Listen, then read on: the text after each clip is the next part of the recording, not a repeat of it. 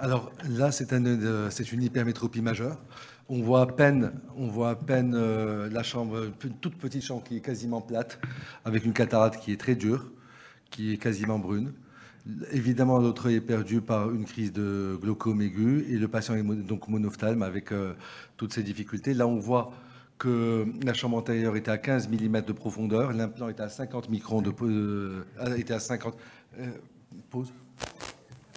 L'implant était à 50 dioptries et la chambre antérieure était à 3 et la profondeur du globe oculaire et la longueur axiale était à 15 mm.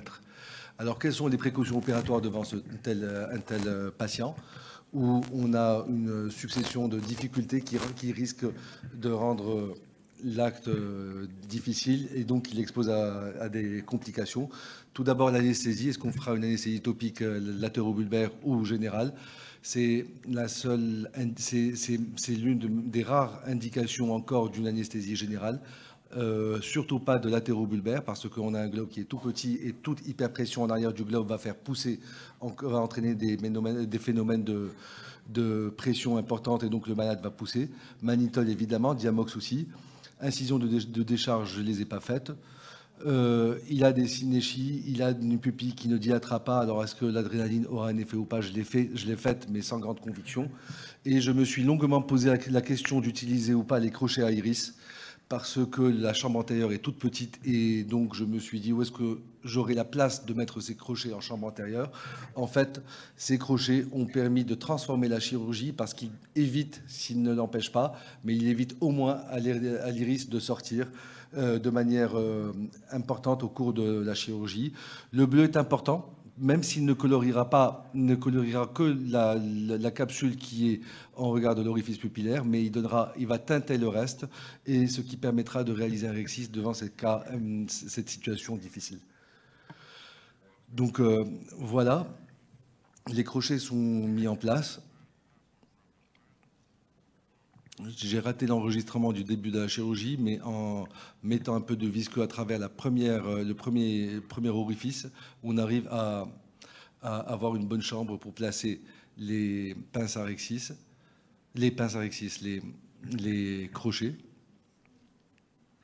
On voit bien que la capsule est bien colorée au centre, ce qui permettra donc de suivre le capsulorhexis de manière satisfaisante. Regardez, dès que le visqueux commence à sortir, de manière importante, le patient pousse beaucoup, même s'il est sous anesthésie générale. Et là, pour rajouter du piment à tout ça, le rexis file à l'opposé de l'incision.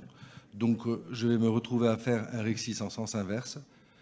Et comme les accidents sont toujours la succession d'un certain nombre d'événements, donc à cette difficulté de l'anophtalmie se surajoute un rexis qui file avec tous les phénomènes d'hyperpression qui sont associés. Donc le rexis est terminé. Hydrodissection. Alors l'iris est dehors, on ne cherchera même pas à le faire rentrer, à le faire réintégrer. Je suis désolé de la qualité de l'image. Ici, je vois un petit peu mieux. Alors, il y a très peu de place pour faire rentrer la pièce à main. Elle va passer à travers l'iris et je ne chercherai même pas à la refaire sortir parce que j'ai eu à faire plusieurs manœuvres pour faire rentrer la pièce à main phaco dans l'œil. Ensuite, il va falloir faire le minimum de gestes et essayer de ne pas trop faire tourner le cristallin, la cataracte. Donc le phacoshop est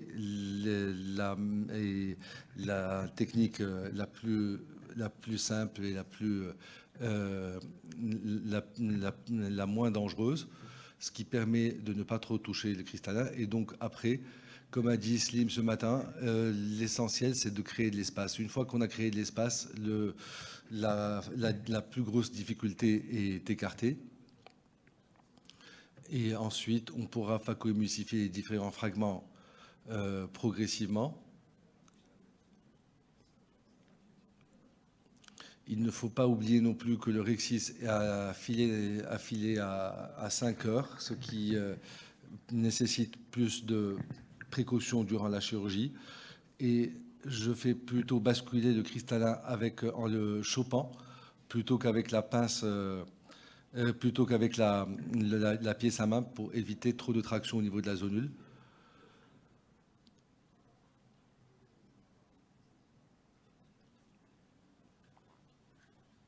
Il y a très très peu d'espace en chambre antérieure.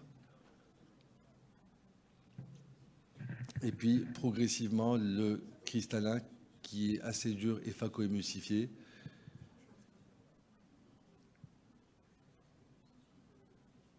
Évidemment, j'ai prévenu le patient en préopératoire de tous les risques, risque de décompensation cornéenne, endothéliale, risque d'expulsive, risque de rupture capsulaire et surtout qu'il était monophtalme et qu'il risquait de tout perdre. C'est pour cela d'ailleurs qu'il a tardé autant jusqu'à ce que sa cataracte devienne brune. Alors ensuite, inspiration des masses.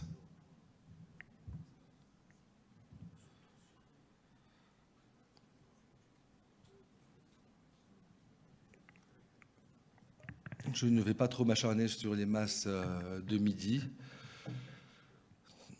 parce que le rexis est assez lâche. Et puis là, j'ai mis l'implant le plus gros que j'ai pu trouver, c'est-à-dire un 30 dioptries.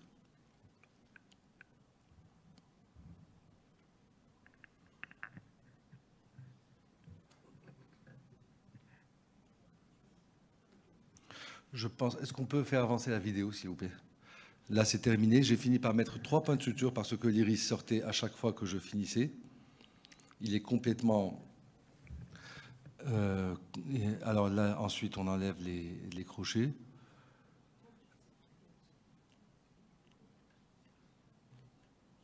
Et puis, je voudrais juste vous montrer l'image. Voilà, en post-opératoire à J3, la cornée n'est pas si mal. Non, ça, c'était plus tard. L'image a été faite passer. Bon, la cornée n'est pas... Là, c'était à J3, je pense. Et ensuite, à J15, la cornée s'est complètement éclaircie. Voilà, je vous remercie.